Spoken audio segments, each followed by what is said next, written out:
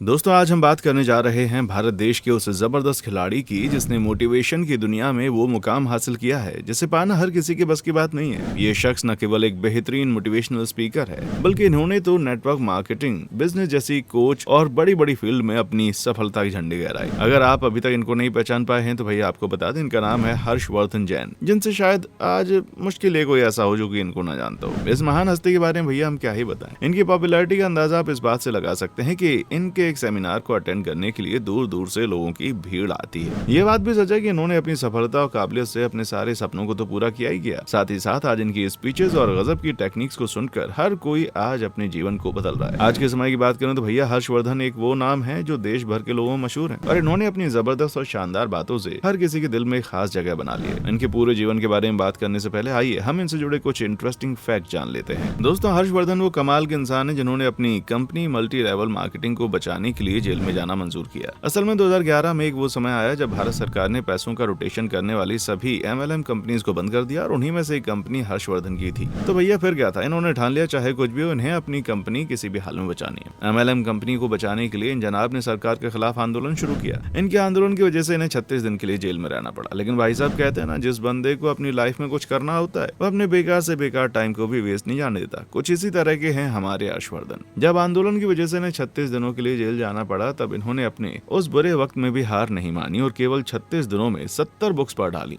और खूब नॉलेज इकट्ठा कर ली। शायद यही वजह है कि इन्होंने आज अपने जीवन में इतनी बड़ी सफलता हासिल की। हर्षवर्धन जैन कभी हार न मानने वाला व्यक्ति है, क्योंकि जब इन्होंने एमएलएम कंपनी में अपनी सफलता के सपने बना लिए थे तो उस समय पर 2 बार एमएलएम कंपनी बंद हो गई। फिर भी इन्होंने अपनी फील्ड चेंज नहीं की बल्कि नई कंपनीज में ज्वाइनिंग की और जबरदस्त टीम बनाई। हर्षवर्धन जी एक जबरदस्त खिलाड़ी है और इनकी सबसे खास बात यह है कि ये अपने जीवन में हमेशा सीखने वाला एटीट्यूड रखते हैं जो वाकई कमाल का है। इसके अलावा आपको बता दें, हर्षवर्धन को गाने का बड़ा शौक है। जब भी इनके गांव में किसी तरह का फंक्शन होता है तो ये उसमें पार्टिसिपेट करते हैं। दोस्तों अब आप इस बात पर जरूर सोच रहे होंगे कि भैया इतने बड़े मोटिवेशनल स्पीकर हैं और एमएलएम कंपनी के बादशाह बने हुए हैं, आखिर ये कितना कमाते होंगे, इनकी टोटल नेटवर्थ क्या है बता देता हूँ। दोस्तों जैसा कि आप जानते हैं हर्षवर्धन जी की कमाई के कई सोर्स हैं, जिनमें से सबसे ज्यादा खास है नेटवर्क मार्केटिंग, जिनसे वो खूब पैसा कमाते हैं। उसके अलावा यूट्यूब चैनल है और उन्हें सेमिनार की अच्छी खासी फीस मिल जाती है। इस तरह कई सारे प्लेटफॉर्म से हर्षवर्धन अपनी कमाई कर रहे हैं। भाई लोग अगर हम बात करें इनके महीने की कमाई की तो लगभग ये 5 लाख रुपए कमाते हैं। वहीं बात करें साल की कमाई की तो भैया ये एक साल में लगभग 4 से 5 करोड़ रुपए कमा लेते हैं। दोस्तों हमने इनकी कमाई के बारे में आपको और काफी सोर्सों के बारे में आपको बता दिया है। चलिए अब इनके सफलता को हासिल करने वाले सफर के बारे में जानते हैं। ये बात है उस समय की जब हर्षवर्धन जी अपने कॉलेज के 2nd ईयर की पढ़ाई कर रहे थे। उस समय पर इनका एक दोस्त था जो कि इनका बेहद खास मित्र था। उस दोस्त ने हर्षवर्धन के पास आकर कहा कि भाई तुझे एक कमाल की बात बताता हूँ, एक अमेरिका की जबरदस्त कंपनी आई जो हमारी जिंदगी बदल देगी। इनसे कहा कि चल चलते। अब ये दोनों वहाँ पहुंचे, वहाँ का नजारा देखा तो इनको बड़ा अच्छा लगा और वहाँ स्टेज पर खूब मजे से नाच गा रहे थे। ये काफी बड़ा सेमिनार था जिसमें बड़े बड़े लोग आ रहे थे, उनका स्वागत किया जा रहा था। वहाँ के माहौल को देखकर तो हर्षवर्धन जी का दिल गार्डन गार्डन हो गया। उन्होंने वहाँ बहुत अच्छे से महसूस किया सब। उसके बाद उन्हें बिजनेस का प्लान भी बताया गया जिसको सुनकर उन्हें बड़ी खुशी हुई। वहाँ उन्हें बताया गया कि आपको सिर्फ लोगों को जोड़ना है,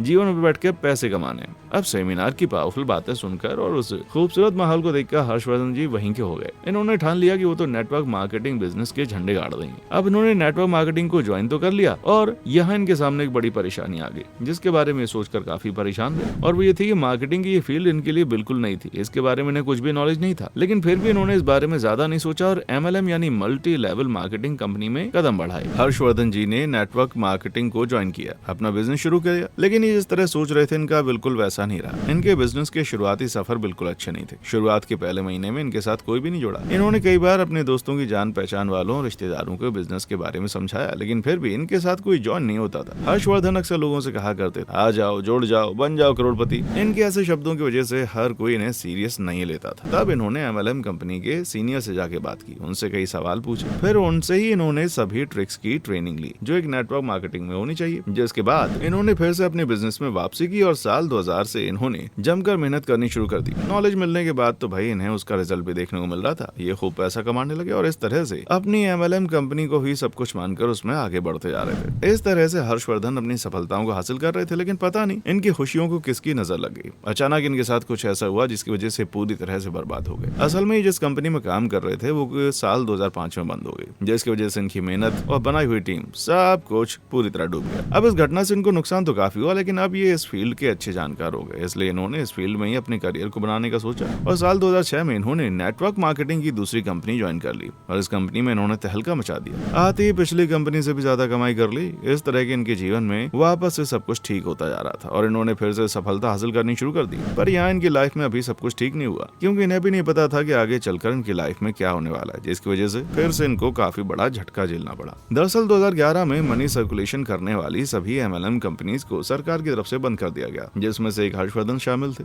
तब इन्हें अपनी इंडस्ट्री को बचाने के लिए 36 दिनों के लिए जेल जाना पड़ा। जेल के समय के लिए हर्षवर्धन का कहना है कि 36 दिनों में इन्होंने 70 किताबें पढ़ ली थी, जो कि जेल से बाहर आकर भी वो कभी नहीं पढ़ पाते। दोस्तों कहते हैं ना, खुशकिस्मत होते हैं वो लोग जो खराब से खराब समय में भी मौका ढूंढ लेते हैं। इसी तरह से हर्षवर्धन जी ने अपने जीवन में कई सारी परेशानियों को देखा, लेकिन फिर भी इन्होंने हार नहीं मानी। उसके बाद हर्षवर्धन जैसे कई सारे लोगों की वजह से साल 2016 में भारत सरकार ने MLM कंपनीज के लिए कुछ गाइडलाइंस बनाई और MLM कंपनीज में बहुत सारे लोगों ने अपना जीवन बनाना शुरू कर दिया। अब अगर हम आज की बात करें तो हर्षवर्धन जी MLM की दुनिया के सबसे ज्यादा कमाई करने वाले व्यक्ति हैं। इसके साथ ही आज इनके पास मर्सिडीज, BMW जैसी महंगी कार्स हैं और खूब शानदार बंगले। इसके अलावा हर्षवर्धन जी आज के मोटिवेशनल स्पीकर भी हैं, जो अपने मोटिवेशन स्पीच से सभी का जीवन नया बना देते हैं। साथ ही आज सोशल मीडिया पर इनकी काफी अच्छी फैन फॉलोइंग भी है, इन्हें लोग सबसे ज्यादा पसंद करते हैं। दोस्तों इस तरह से हर्षवर्धन जी ने अपने जीवन में सभी परेशानियों का सामना करते हुए बड़ी बड़ी सफलताओं को हासिल किया। अब चलिए हम इनके शुरुआती जीवन के बारे में जानते हैं, लेकिन उससे पहले अगर आपने हमारी वीडियो को अब तक लाइक नहीं किया तो जल्दी से कर दें और नए चैनल पर हैं तो जल्दी से सब्सक्राइब कर लें। दोस्तों हर्षवर्धन का जन्म 21 अप्रैल 1980 को जयपुर से 18 किलोमीटर दूर एक गाँव में हुआ था। इनके पिता वेटनरी डॉक्टर और इनकी माँ एक हाउसवाइफ थी। हर्षवर्धन ने अपनी पढ़ाई कई अलग अलग स्कूल से की। इन्होंने अपनी 7th क्लास तक की पढ़ाई गांव के स्कूल से की और 8th 9th की पढ़ाई जयपुर के स्कूल से की।